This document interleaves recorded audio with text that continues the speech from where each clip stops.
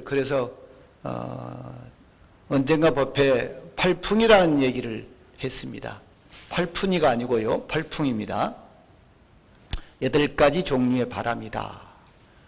우리를 중심을 잡지 못하게 하고 몸과 마음을 뺏어가 버리는 8가지 종류의 바람이다.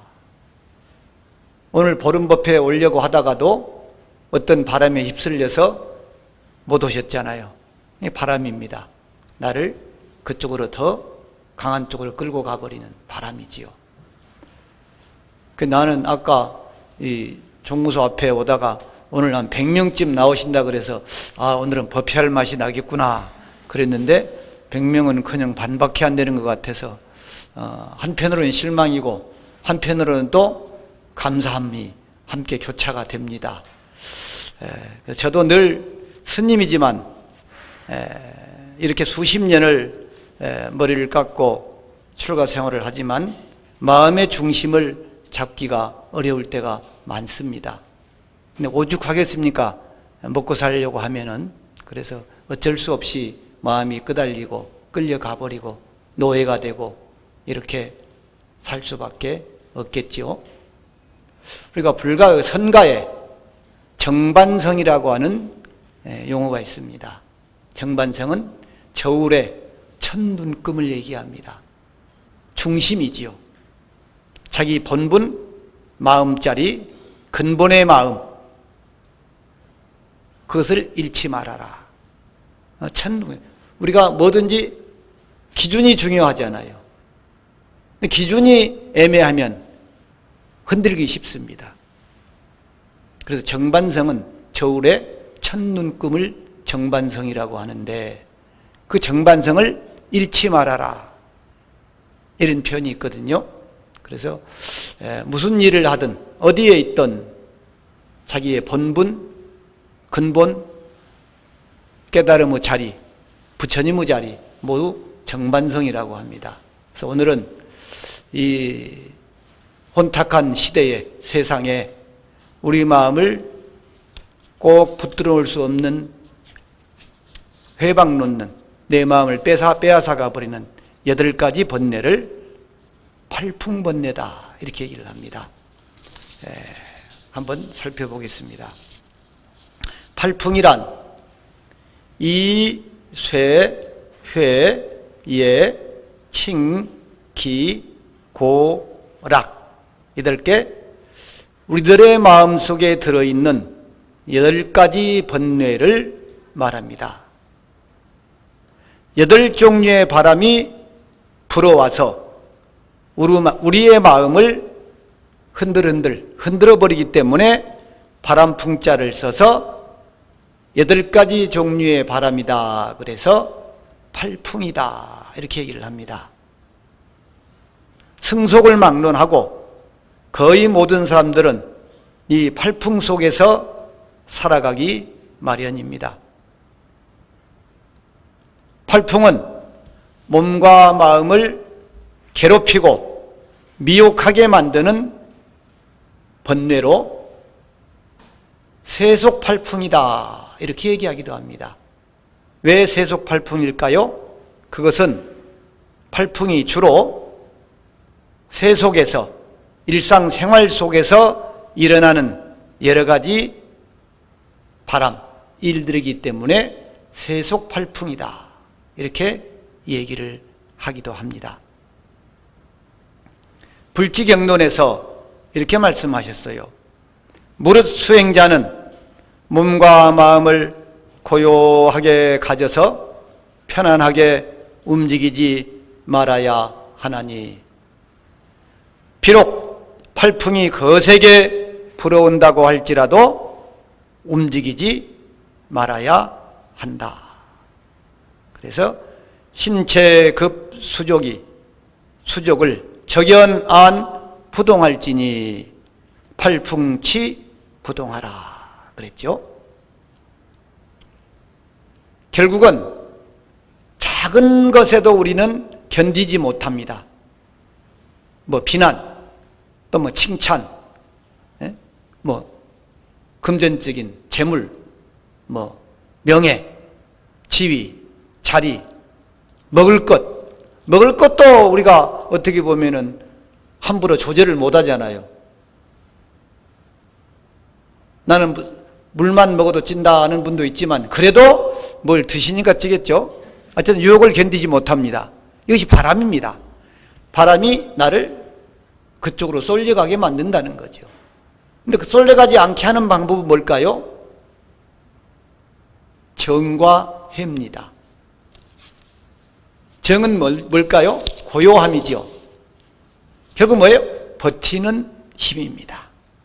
어떤 상황이 닥쳤을 때 우리는 정력 그래요. 정력, 고요의 힘, 안정의 힘. 근데 그것만 가지고는 안 돼요. 지혜가 없다면은 제대로 판단을 못 해요. 제대로 실천도 못 해요. 그래서 불교에서 늘 얘기하는 것이 정해를 얘기하는 것입니다. 그래서 정해 쌍수 그렇게 얘기를 하죠. 정과 해를 동시에 닦아야 된다. 꼼짝도 않고 단 5분도 앉아있기가 쉽지 않습니다. 5분은커녕 3분도 쉽지 않습니다. 어린아이들 붙잡아 놓고 3분 앉아있어 보라 그러세요. 쉽지 않습니다. 말 많은 사람한테 한 5분 10분 가만히 있어 보세요. 그럼 쉽지 않아요. 그래서 언젠가 한번 선가구감에 나온 정수가 징청해야만이 해월이 방연한다는 구절을 소개해드린 기억이 납니다. 정의 물이 흔들림도 없고 흐리지도 않아야 지혜의 달이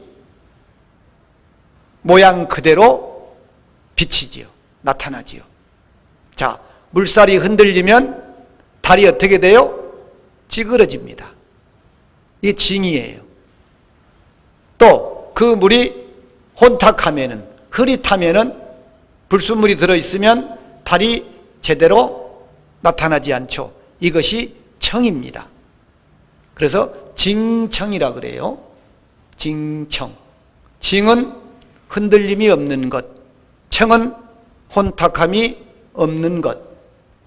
우리 마음도 그렇잖아요. 마음이 흔들리지 않아야 되잖아요. 또 마음이 맑아야 돼요. 순수해야 돼요. 그래야 바른 생각, 바른 판단, 바른 행동이 나올 수가 있지요. 그래서 정의 물이 흔들림도 없고 혼탁함도 없어야만이 비로소 지혜의 달이 그대로 나타났다. 혼탁하면은 흐리게 나타나고 흔들리면은 일렁일렁 찌그러지게 나타나기 때문입니다. 세상을 살아가면서 반드시 정과 해의 이 두 바퀴가 없다면은 결코 바른 길을 운행할 수가 없습니다. 근데 안정되지 못하도록 만드는 것이 8가지라는 거예요. 그것을 우리는 팔풍 그러는 거예요. 팔풍. 첫째는 이풍입니다. 이풍. 이득의 바람입니다. 세상 모든 사람들이 이익 앞에서는 마음이 흔들리기 마련입니다. 특히 물질, 돈, 금전은 수많은 사람들을 파멸의 나락으로 떨어뜨립니다.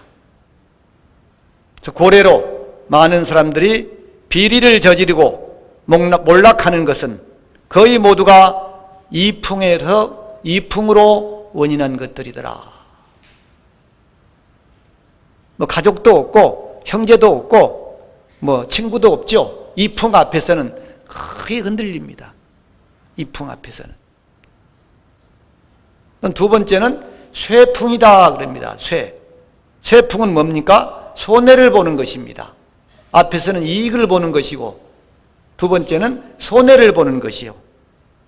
일이 잘 안 되는 것, 손실을 당하는 것, 나한테 해가 되는 것, 그런 경계가 오면은 중심을 잡을 수가 없어요. 거기에 휩쓸려 가버려요. 어떤 일을 실패하거나 잘못돼서 손실을 당하게 되면 마음이 흔들리지요. 판단을 바로 할 수가 없어요. 만회해야지.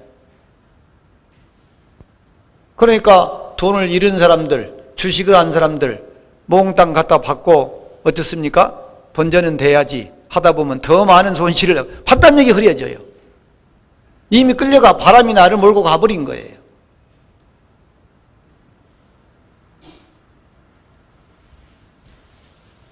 일이 잘못돼서 비관하고 포기하고 타락하게 됩니다.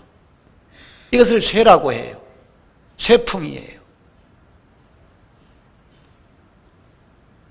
세 번째는 회풍이요. 이건 회자는 헐회자입니다. 헐회자. 근데 회예와 칭기가 조금 달라요. 회는 모르게 뒤에서 헐뜯고 비방하고 하는 것을 우리가 회방론다 그러죠. 이걸 회라고 합니다. 아무리 못난 사람도 칭찬하면 좋아하지만 회방하면 싫어합니다. 분명 자기가 나쁜 짓을 했는데도 불구하고 그 나쁜 것을 뭐라고 하면은 안정을 찾지가 못합니다. 그래서 회풍이에요. 뒤에서 보이지 않게. 얘는 뭐냐면은 길일 예자입니다. 뒤에서 나 모르게 안 보이는 데서 길이여 찬사를 주고 또 명예를 받으면 우쭐해져서 마음의 평정심을 잃고 흔들리기 마련입니다. 다섯째는 칭풍입니다. 눈에 보이는 데서, 내 앞에서, 여러 사람 앞에서. 칭이에요. 칭찬이지요. 칭찬. 칭찬은 고래도 춤추게 한다는 말이 있지요. 누구나 칭찬을 받으면 우쭐대고 반대로 비방하면 화를 내게 됩니다. 나이가 들수록 더 심해지더라고요. 이건 승속을 막론하고 스님들도 마찬가지입니다.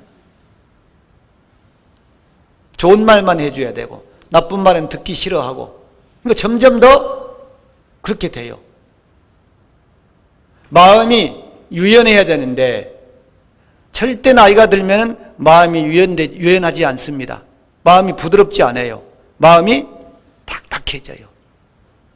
세월을 살아갈수록 마음이 탁 풀어지고 내려놓을 건 내려놓고 버릴 건 버려야 되는데 점점 더 붙들려고 하고 소유욕도 강하고 명예욕도 강하고 자기만 위해달라고 하고 자기만 좋은 말 해달라고 하고 점점 이렇게 마음이 굳어집니다. 그래서 마음을 기도해서 참회해서 마음을 나긋나긋하게 만들어줘야 돼. 부드럽게 만들어줘야 되는데 참 쉽지 않습니다. 칭의 바람 앞에서 다 나가 떨어집니다. 칭의 바람 앞에서. 기는 뭐냐면은 눈앞에서 보이는 데서 앞에서 나무라고 꾸짖고 욕하고 비방하고 희롱하고 하는 것들입니다. 우리는 세상을 살아가면서 이렇게 이풍, 세풍, 회풍, 예풍, 칭풍, 기풍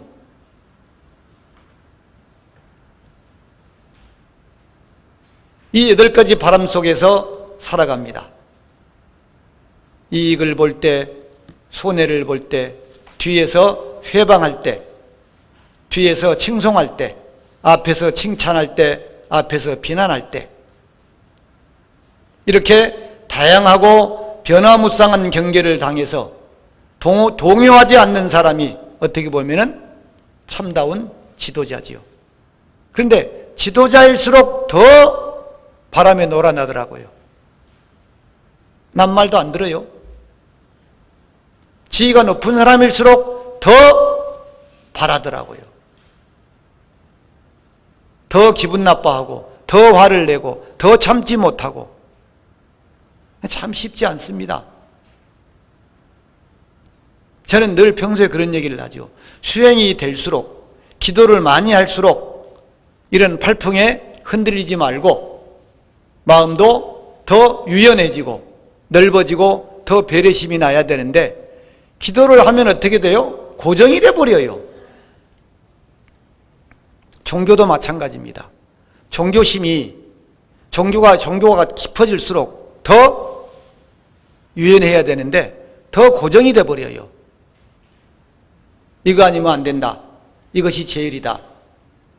이거 외에는 잘못된 것이다. 이렇게 돼버리지요.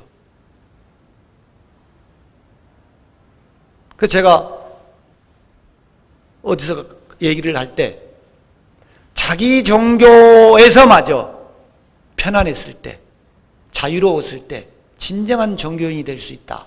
이런 얘기를 합니다.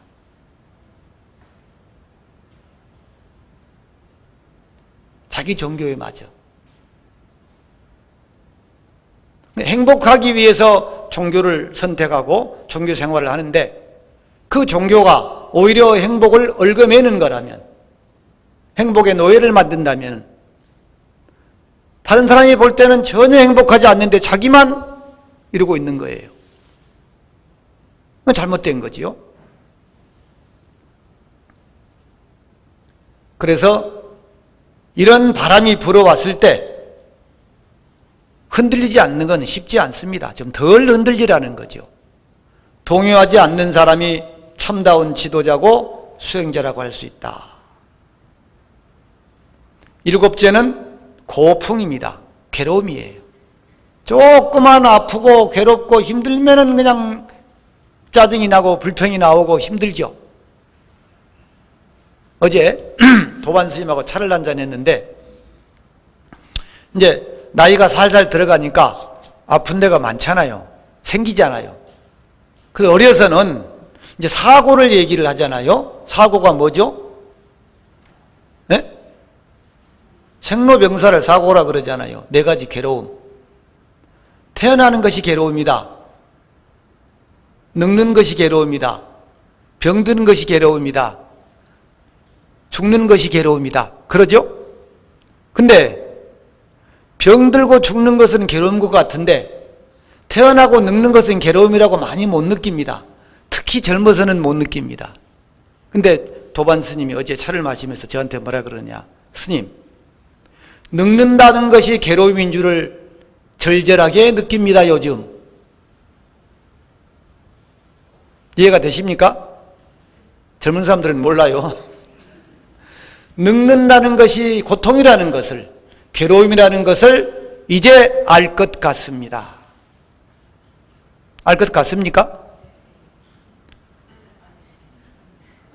늙는다는 것이 엄청난 괴로움이에요. 정상적인 것이 하나도 없어요. 나이가 들어가니까. 내 마음대로 안 되고 내 마음대로 안 움직여지고. 젊어서는 다 됐는데 나이 들어가니까 하나도 안 돼요. 무릎도 아프고 다리도 아프고 허리도 아프고 어디도 제대로 안 돼요. 저도 공감을 했어요. 젊었을 때는 괜찮으니까 전혀 그런 생각을 안 하다가 나이가 들어가니까 생로병사 사고라는 것이 이제 절감이 됩니다. 절감하십니까? 근데 거기에 자유스러운 사람이 최고예요. 생과 사가 괴로움이라는데, 생과 사가, 또 죽음은 괴로움인지를 피상적으로만 느껴요. 죽어봐야 하니까, 죽음이 닥쳐봐야 하니까. 그 순간이 아니면 또 못 느껴요, 제대로.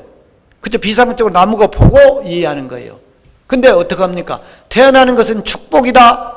태어나는 것은 엄청난 행운이고 행복이다 그러잖아요. 근데 이게 안 맞지 않느냐? 생이 고라는데. 근데 생사가 고다. 근데 불교에서는 뭐라고 합니까? 생사가 없다 그러잖아요. 그래서 생사가 없는 것을 첫 번째 단계는 아는 것이에요. 그래서 지무생사라 그래요. 고통이 아니라는 거죠. 또 고통이 아닌 것이 아니라 생사 자체가 없다는 거예요. 그랬을 때 바른 생각, 바른 삶이 나온다는 거예요. 집착을 안 하니까, 노예가 안 되니까. 그래서 지금 제가 백날 떠들어 봐야 안 돼요. 여러분들 스스로, 나 스스로 알아야지. 이게 알무 단계예요. 그래서 지예요. 알지자, 지. 그래서 지무생사, 지무사고. 다 바꾸면 되죠? 지무사고, 지무생사, 지무미추, 지무염정. 더럽고 깨끗한 것도 없다. 아름답고 추한 것도 없다. 그것이 마음에 들어오는 순간 엄청난 바람이 돼서 나를 얽어매고 있잖아요. 두 번째는 뭐냐? 정무생사라 그래요. 그저 단순하게 머리로 아는 것이 아니라 확실하게 내가 체득하는 것, 깨닫는 것. 체득한다, 증득한다 그러죠. 그래서 정무생사라 그래요. 정이란 말은 이해가 되시죠? 확실하게 내가 내 것으로 만드는 거예요. 그럼 깨달음이에요. 하나가 되는 거예요. 알고 증득해봐야 아무 소용이 없어요. 결국은 써먹어야 돼요. 어디서? 실생활 속에서. 아니, 생사가 없다는 놈이 맨날 불평하고 불만하고 두려워하고 고민하고 있으면 아무 소용이 없잖아요. 그래서 실생활 속에서 써먹지 못하면 아무런 소용이 없어요. 그래서 마지막에는 뭐냐? 지난번에 설명을 했는데 용무생사다. 생사가 없는 것을 생활 속에 써먹어야 돼요. 그래서 지, 증, 용 그래요. 따라해볼까요? 지, 아는 거예요. 증, 증득하는 거예요. 하나가 되는 거예요. 그 다음에 세 번째는 용. 미워하지 말아야지. 머리로는 돼요. 그리고 왜 미워하면 안 되는 것을 확실하게 내가 해도 미운 생각이 안 들던가요? 시시각각 들어요. 그러면 용이 안 돼요. 제일 중요한 것은 용이에요. 용인데 용을 하기 위해서는 지와 정의 단계가 반드시 필요해요.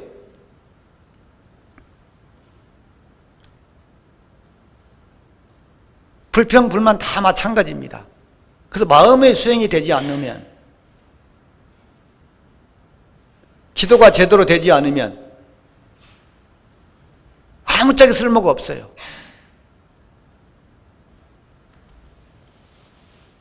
그래서 고풍이다.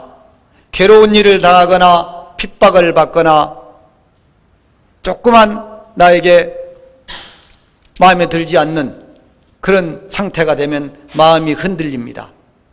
작은 고통도 괴로움도 참지 못하고 화를 내면서 짜증을 내게 됩니다. 반대로 여덟 번째는 낙풍입니다. 즐거운 것, 좋은 것. 좋은 일이나 즐거운 일을 만나면 마음이 흔들리기 쉽죠. 바른 사고나 판단을 하지 못하는 경우가 많습니다. 거안사위라는 말이 있죠. 즐겁게 살 때, 편안하게 살 때, 항상 어렵고 힘들 때를, 위험할 때를 대비하라는 말입니다.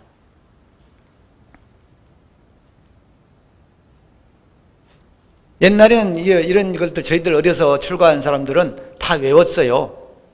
이세회의 칭기고락 이런 식으로 외웠고, 뭐 12연기 그러면 무명행식 명생유깁 촉수 애치 유생 노사 이런 식으로 다 외웠어요. 지금도 외우거든요. 그때 외운 거 써먹는 거예요. 저도 10대 외운 거. 그러니까 10대 공부하는 것은 고양이 같이 잡는 공부, 20대 공부하는 것은 소가 쥐 잡는 공부. 30대 넘어서 공부하는 것은 뭐라고 할까요? 소가 뒷걸음 치다가 쥐 잡는 공부. 그러네요. 그만큼 힘들다는 거죠. 안 외워져요. 또 안 돼요. 근데 경험에서 나오는 것은 굉장히 유리합니다. 부처님 경전을 한 구절을 보더라도 10대 볼 때는 그냥 지식으로 외웠어요. 근데 점점 40, 50, 60이 넘어가 보니까 부처님이 왜 이런 말씀을 하셨구나. 이 내용이 뭐로구나. 이제 체험을 하고 나니까 이해가 거의 많이 되는 거죠. 그래서 젊어서 공부했던 거라고 해서 나는 그거 다 봤어. 이런 소리 하면 큰일 납니다. 평생 봐야 돼요. 평생 해야 돼요. 평생. 기도도 마찬가지예요.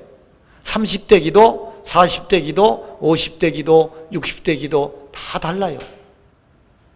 저 젊은 보살님은 이해가 안 갈 거예요. 안 젊나? 나이가 드셨나?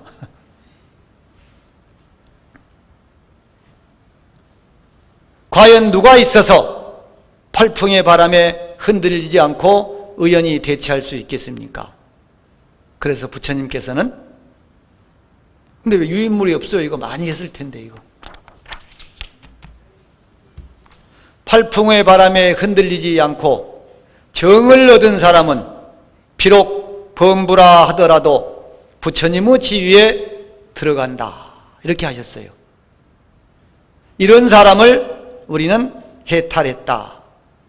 피안에 이르렀다. 이렇게 얘기를 합니다. 너무 논리적으로 설명을 하니까 재미가 없습니까? 재미없어도 늘 하는 얘기지만 할 수 없어요. 어떡하겠어요. 일이 어려워야 그 사람의 마음을 알아볼 수 있다고 했습니다.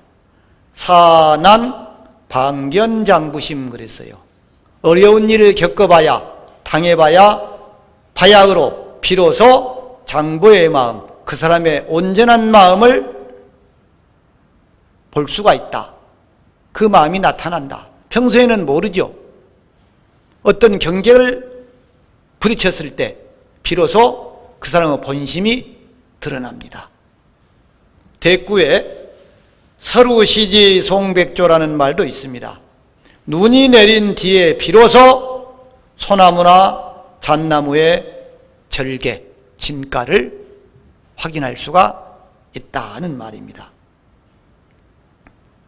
순경계를 당할 때는 나에게 좋은 일, 좋은 환경, 좋은 말 이런 말만 듣고 살 때는 다 성인군자처럼 돼요. 역경계를 만났을 때 비로소 그 사람의 본심이 드러납니다. 순경계는 나에게 좋은 환경, 역경계는 나에게 나쁜 환경이지요. 거스리는 환경. 비로소 그 사람의 본지 풍광이 드러나는 법입니다. 본지 풍광은 뭘까요? 그 사람의 본래 마음, 그 사람의 인격이 그때 비로소 드러나는 거예요. 연애할 때는 절대 모르죠. 좋은 말만 하고 좋은 것만 이렇게 하니까. 근데 결혼하고 나면은 이제 별게 다 나타나잖아요. 그 사람의 본지 풍광, 본래 면목, 본래의 마음 씀씀이가 비로소 드러나는 거예요.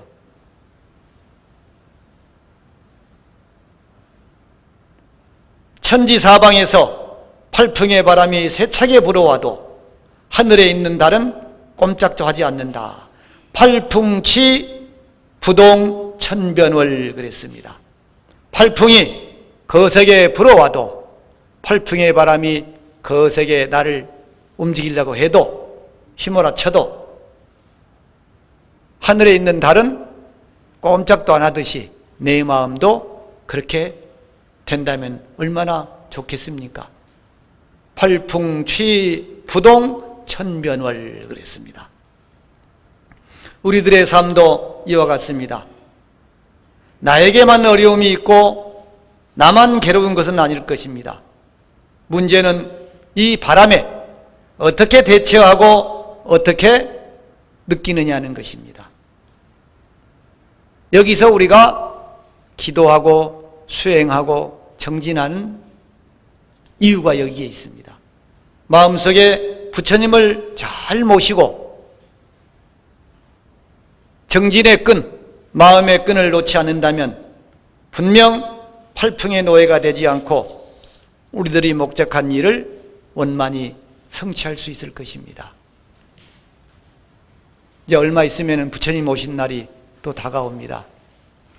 매년 맞이하지만 또 내 주변에 많은 이들을 대하고 살지만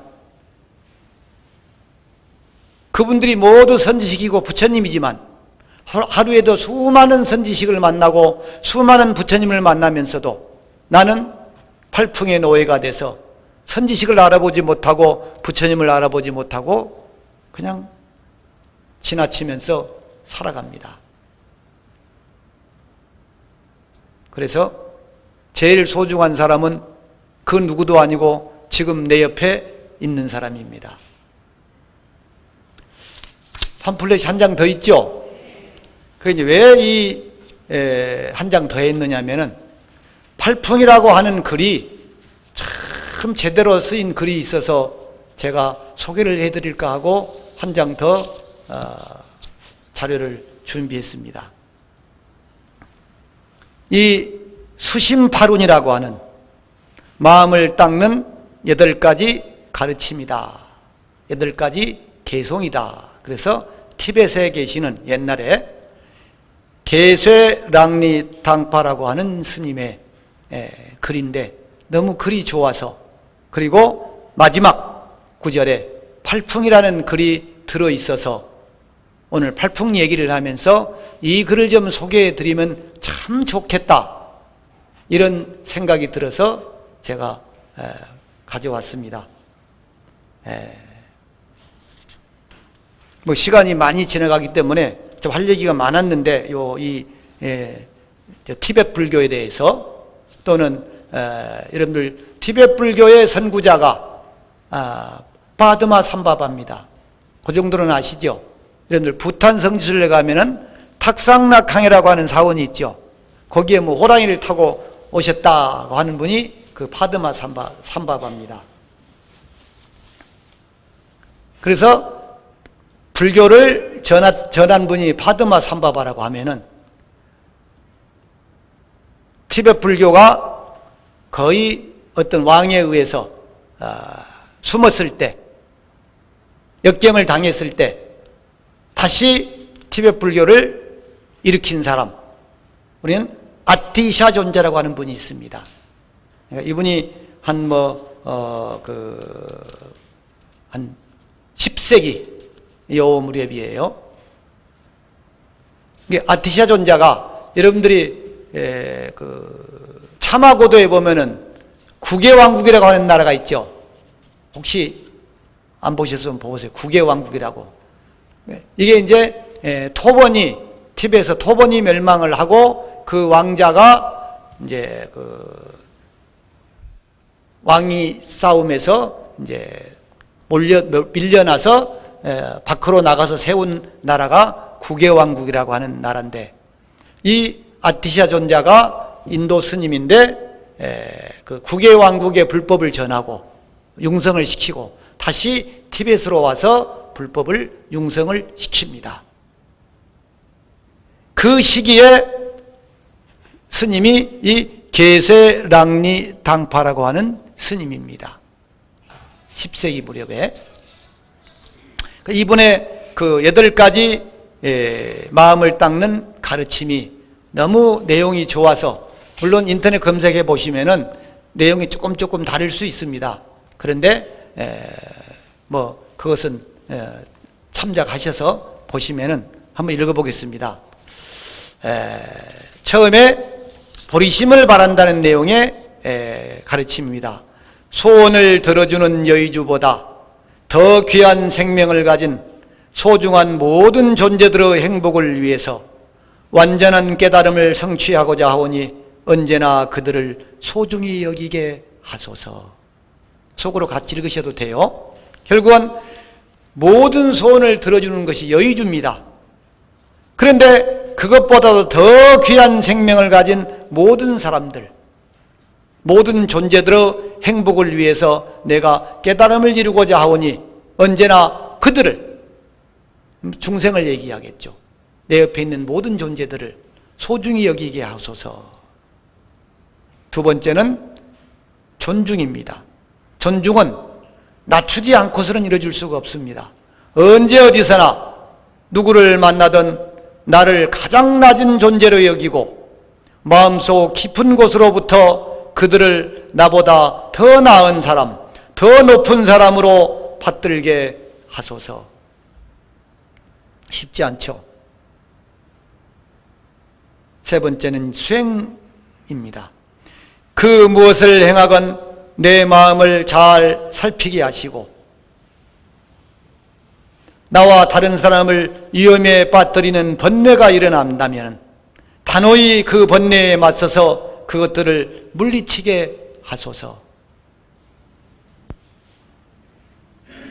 네 번째, 살핌입니다. 그늘진 마음과 고통에 억눌려 버림받고 외로운 사람들을 볼 때 마치 귀한 보물을 발견한 듯 그들을 소중하게 여기게 하소서. 내 옆에 있는 누구라도 억눌리고 버림받고 외롭고 고통받을 때 마치 귀한 보물을 발견한 듯이 내가 그들을 살피고 소중하게 여기게 하소서. 인욕입니다. 누군가 나를 시기하여 욕하고 비난하며 부당하게 대할 때 좌절은 내 몫으로 받아들이고, 즉 좌절은 내 것이 되게 하고 승리는 그들의 것이 되게 하소서. 저는 이 글을 옛날에 처음 읽고 너무너무 좋았습니다. 좋지 않나요? 이게 좋은 것만 가지고는 안 된다니까요. 써먹어야 된다니까요. 실생활에서 조금이라도. 그 다음에 이제 선지식입니다. 스승. 내가 도움을 주었거나 큰 희망을 주었던 사람이 나에게 상처를 주어서 마음을 아프게 해도 변함없이 그를 존경하는 선지식으로 여기게 하소서. 나한테 잘못된 사람을 미워하고 욕하고 그럴 게 아니라 나에게 이런 것을 가르쳐 주기 하기 위해서 일부러 나에게 나타난 선지식이로구나, 스승이로구나.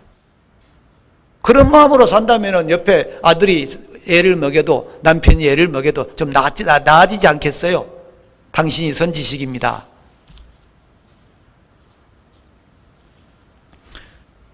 회양입니다. 이익과 기쁨은 내 어머니였던 모든 중생께 드리며, 이 어머니였던 이 어머니가 누구냐?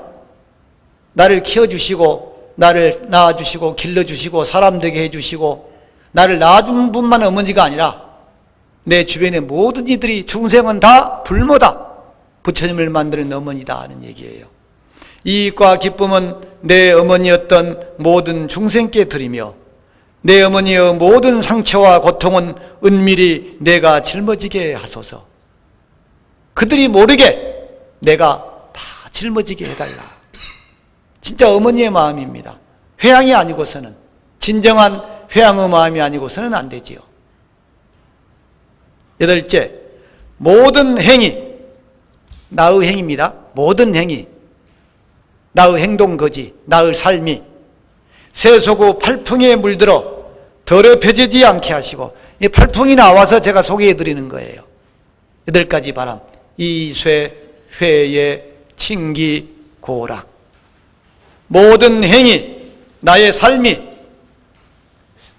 팔풍에 물들어 더럽혀지지 않게 하시고 모든 것이 환영임을 깨달아 영원하지 않는 것이다. 곧 있다가 없어질 것이다. 잠깐 나타났다 사라지는 환상과 같은 것이다. 모든 것이 환영임을 깨달아 애착 없이 윤회의 굴레에서 벗어나게 하소서. 구경에는 성불입니다. 완성이지요. 그래서 이 8가지 마음을 닦는 8가지 가르침이다. 그래서 수심 8운이라고 하는 이런 내용으로 여러분들 자료 찾아보시면 나오는데 여러 가지가 나옵니다. 약간 다르게 나오기도 하고 이렇게 번역에 따라서. 그런데 너무 내용이 좋아서 요거 좀 한 장씩 가지고 가셔서 좀 붙여놓든지 옆에 두고 그런 발풍이 일어날 때마다 좀 한 구절씩 읽었으면 어떻겠는가? 읽겠습니까? 모르겠어요. 붙이기는 하려나요? 그래서 오늘은 발풍에 대한 얘기를 했습니다. 근데 발풍의 바람은 언제고 끊임없이 나에게 불어옵니다. 또 틈을 타서 언제고 마음이 약해지거나 마음이 허할 때 바람은 들어옵니다. 벽에 문에 구멍이 있거나 틈이 있으면 반드시 차가운 바람이 들어오듯이 내 마음에 틈이 생기면 언제고 팔풍의 바람은 들어오고 팔풍의 바람에 휘둘리게 돼 있습니다.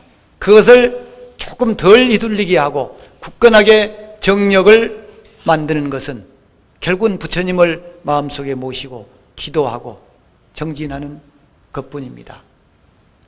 부처님 오신 날까지 기도 정진이 있는 것으로 알고 있습니다. 여러분들도 좀 나오셔서 이때 이 시기만큼이라도 좀 기도 정진하신다면은 부처님의 가피 또 그 이전에 내 마음이 그만큼 면역이 생기는 거예요.